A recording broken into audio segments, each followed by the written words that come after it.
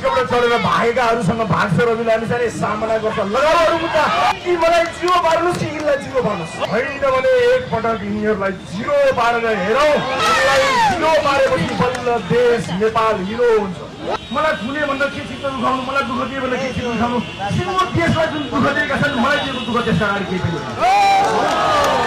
सिङ्गो देशको पुस्तामा दिएको यो दुःखको हिसाब हामीले मिलाउनु छ यिनीहरूसँग बदला लिनु केही पनि जरुरी छैन हामीले लड्नुपर्ने यिनीहरूसँग होइन जसलाई जनताले अपदस्थ गर्यो उनीहरूसँग के लड्नु हामी लड्ने त यिनले हामीलाई दिएको उपहार स्वरूप चलाएको रोग शोक गरिबी अशिक्षा बेरोजगारी विरुद्ध लड्नु यो चिजे पनि के सांसद हुन पाउँदैन रे मन्त्री हुन पाउँदैन रे मान्छे हुन पाउँछु म मान्छे हुन पाउँछु मान्छे मात्र हुन दिन्छौ मान्छे मात्र रहेछु भने पनि भ्रष्टाचारीको महल ढाल्न पर्याप्त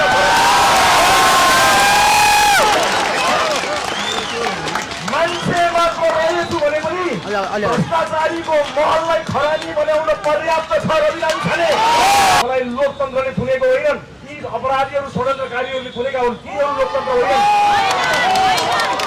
तिनीहरू लोकतन्त्र होइनन् देशमा लोकतन्त्र जिउँदो छ त्यसको प्रमाण जिउँदो प्रमाण तपाईँ चितवनवासी दाजुभाइ दिदीबहिनी मलाई रहन दिएन नि यिनीहरूले सामान्य परिवर्तन गर्न हिँडेको थिएँ झुटा मुद्दाको चाङमाथि मलाई यिनीहरूले उभिआए ठिक छ त्यही झुटा मुद्दाको चाङमाथि उभिएर व्यक्ति मात्र भएर पनि भ्रष्टाचारीको महल ढल्छ यो कुरामा आज 24 गतिबाट जेनजीको ढलेको शरीरमाथि उभिएको यो सरकारले जेनजीको सपना पुरा गर्ने आँट र ताकत दियोस् रासोपा सरकारसँग जेनजीको माग पुरा गर्ने हकमा र निर्वाचन सम्पन्न गर्ने हकमा शक्तिशाल भएर खडा हुनेछ रासोपा अगाडि यो चितवनको चाहिँ भाग्यमानी छोडौँ देशका आमाबाहरूले भागल गरेका छन् मलाई कारागारमा आएका साथीहरू भन्नुहुन्छ मलाई भेटेका साथीहरू हुनुहुन्छ तपाईँ त जस्ताको त्यस्तै हुनुहुन्छ खोइ तपाईँको अनुहारमा उदासी पनि छैन भन्नुहुन्छ शिरमा आशीर्वाद पाएको शिर बोकेर पनि अनुहार निनाउरो भाषा र बिलामी छ मिनुमाया भण्डारी भरतपुर 12 मेरो ढाड दुखेर हल्न चल्न भयो थियो वैदिक दबाई खाएपछि एकदम ढाड निको भयो अहिले दुखेको अनुभवै हुँदैन आमा बुवा दाजुभाइ दिदीबहिनीहरू यतिखेर पनि ममाथि निकै तलवारहरू छन् मलाई जस्तै सर्पहरू मरे कि मरेन थाहा छैन तर तिनले मेरो शरीरमा हालिदिएको विष बोकेर म आज पनि बाँचिरहेको मेरो शरीरमा ती सर्पहरूले दसेको पिक अझै पनि बाँकी छ म यो पिक लिएर पनि लड्छु यो पिक लिएर म लड्छु यो पिक लिएर पनि लड्छु यो शरीरमा एक थोपा रगत रहन्जेलसम्म म लड्छु म यहीबाट बताउन चाहन्छु जेनजी भाइ बहिनीहरूको रगतको एउटा थोपो पनि खेर जान दिन्न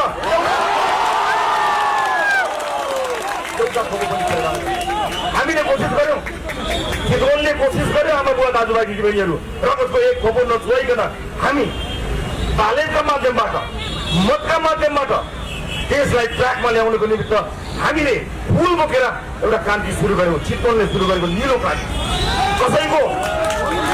कसैको पनि काखरी दिएको थिएन कसैको सिउलो पनि पुछेको थिएन कोही कुरा कुरी भएका थिएनन् हामीले तर यिनले तेरेन हामीले गरेको शान्त विद्रोह यिनीहरूले तेरेनन् यिनीहरू लालका भूत थिए बापले मानेन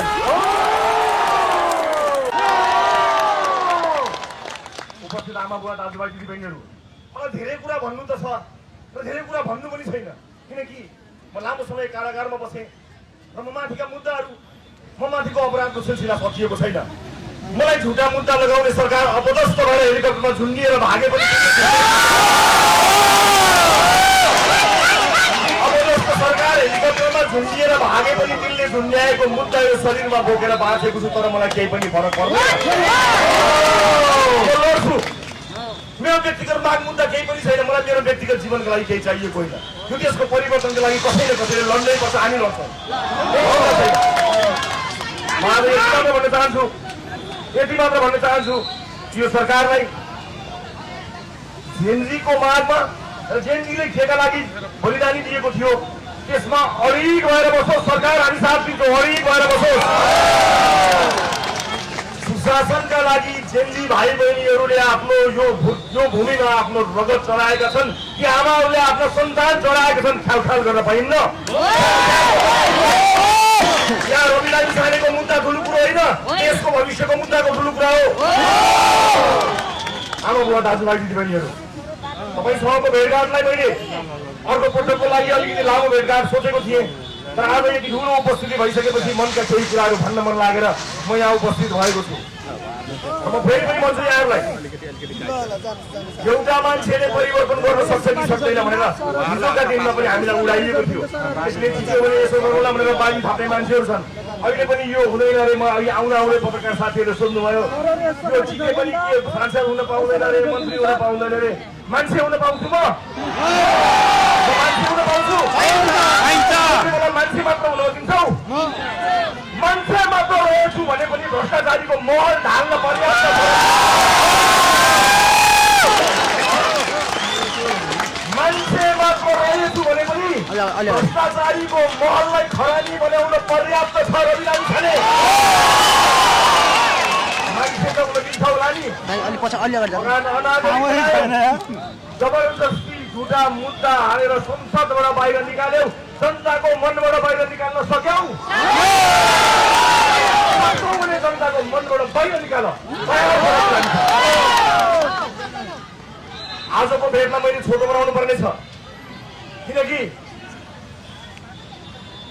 यो बेला संवेदनशील बेला हो, यो बेला ध्यान दिनुपर्ने बेला हो। मुलुक एउटा अत्यन्त जटिल परिस्थितिमा उभिएको छ। यो जटिल परिस्थितिमा सबैले संयमित भएर काम गर्नुपर्नेछ। आवेग र उत्तेजनामा काम गर्नु हुने छैन। र म तपाईँलाई यो चोकबाट उभिएर भन्न चाहन्छु, यिनीहरूले मलाई जुन प्रतिशोध छाडे नि, रोकाउनुहोस्। प्रतिशोधपूर्ण राजनीति मबाट हुने छैन। म पुण्यका लागि प्रतिशोध, म लोकतन्त्रमा विश्वास गर्छु, प्रतिशोधमा विश्वास गर्छु। मलाई लोकतन्त्रले थुनेको होइनन्, यी अपराधीहरू षड्यन्त्रकारीहरूले थुनेका हुन्। यिनीहरू लोकतन्त्र होइनन्, यिनीहरू लोकतन्त्र होइनन्। यो देशमा लोकतन्त्र जिउँदो छ, त्यसको प्रमाण, जिउँदो प्रमाण तपाईँ चितवनवासी दाजुभाइ दिदीबहिनीहरू, उपस्थित आमा बुवा दाजुभाइ दिदीबहिनीहरू, हामीले अत्यन्त संयमित हुनुपर्नेछ। मुलुक जुन अवस्थामा आज आएको छ, यसले एउटा बाटो लिने तयारी गरेको छ। यस्तो अवस्थामा हामीले भोलिको बाटो तय गर्नुपर्नेछ। अत्यन्त जिम्मेवार हुनुपर्नेछ। नागरिकको माया र विश्वास पाएपछि यसका बलमा नागरिकलाई हेप्ने पेल्ने काम हामीबाट हुँदैन। हामी जिम्मेवार भएर काम गर्नेछौँ। यस देशका साना साना बालबालिकालाई यहाँ देखेको छु मैले, बाआमाहरूलाई देखेको छु। अहिले साना भएका बालबालिका मात्र होइन, अब यो देशमा अहिले नजन्मिएका र भोलि जन्मिने भविष्य, तिनको भविष्यलाई पनि ध्यानमा राखेर हामीले जिम्मेवार भएर काम गर्नुपर्छ। त्यसैले म संयमित भएर अगाडि बढ्न चाहन्छु। म आवेग र उत्तेजनामा छैन पनि, तर जुन घाउ देखेका छन्, मलाई यति लामो समय अड्डा सार गर्दै उतापछि उता घुमाउँदै जुन दुःख दिएका छन्, त्यो घाउ चौराएर कहिलेकाहीँ म अलिकति चिच्याउला कराउला, तर तिर नगर्नुहोस्। म संयमित छु। हिजोको रवि लामिछाने भएर यो आजको रवि लामिछाने हो। किनकि म हिजोको रवि लामिछाने अब रहिन, मलाई रहन दिएन नि यिनीहरूले। सामान्य परिवर्तन गर्न हिँडेको थिएँ। झुटा मुद्दाको चाङमाथि मलाई यिनीहरूले उभ्याए, ठिक छ। त्यही झुटा मुद्दाको चाङमाथि उभिएर व्यक्ति मात्र भएर पनि भ्रष्टाचारीको महल ढल्छ, यो कुरा म आज 24 गतिबाट उपस्थित आमा बुवा दाजुभाइ दिदीबहिनीहरू, 23 गतेको नरसंहार नआएको भए 24 गते आउने थिएन। आज 24 गतेलाई मात्र ब्लेम गर्ने, 24 गतेलाई मात्र आरोप लगाउने काम भएको छ। खबरदार पाइँदैन। अघिल्लो दिन कलिला बालबालिकाहरूको छाती र टाउकोमा ताकी गोली नहानेको भए 24 गते डेट सुरुराउने थिएन।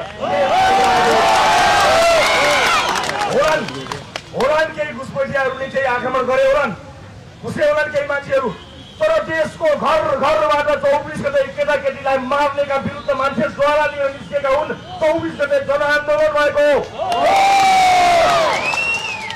त्यसैले म सरकारलाई यहीँबाट स्पष्ट गर्न चाहन्छु, निर्वाचनको विकल्प छैन। निर्वाचनमा देश जानुपर्छ।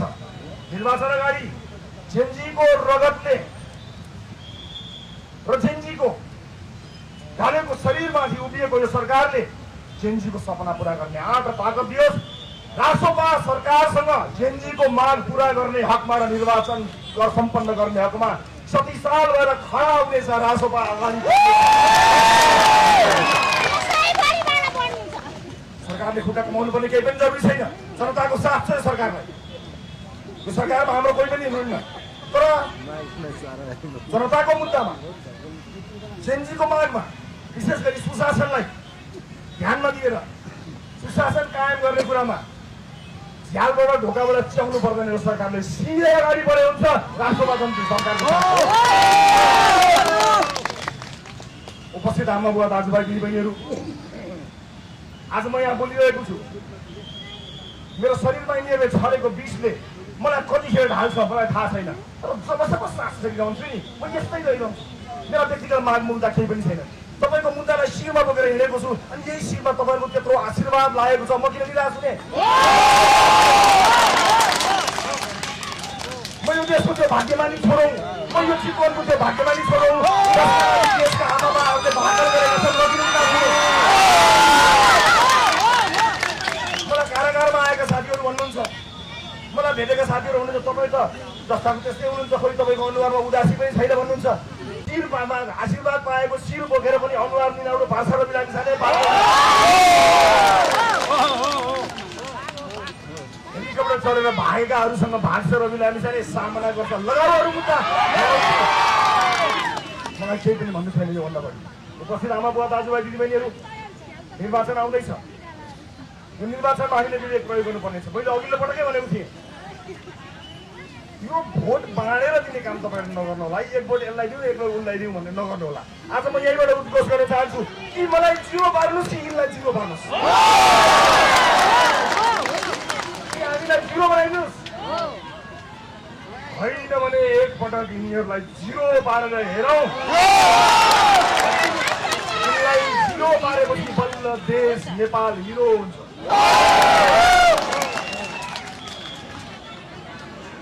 म बोल्न बसेपछि साथीभाइहरू अलिक कसले आत्तिनुहुन्छ, यति धेरै बोल्नुहुन्छ। हाम्रो सभापतिलाई बोलेकै कारणले फेरि समस्या पर्छ कि भन्नुहुन्छ। म एउटा कुरा तपाईँलाई बताउँछु, जनताको मुद्दा बोकेर हिँडेपछि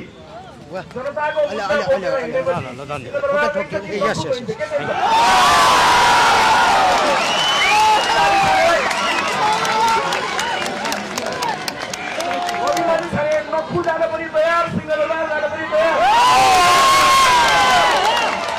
जनताको मुद्दा छोड्नेवाला छैन, जनताको मुद्दा छोड्नेवाला छैन। चितवनका जनताले मलाई जे भनेर भोट गरेर दिएर पठाएको थियो त्यो त म मरे पनि छोड्दिनँ।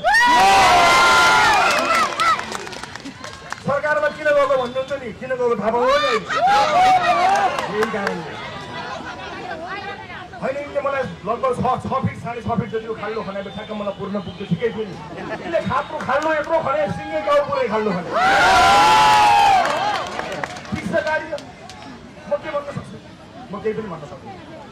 तर म फेरि पनि यहाँबाट बताउन चाहन्छु, म कसैलाई कटाक्ष गर्नेवाला छैन, कसैलाई कटाक्ष गर्नेवाला छैन।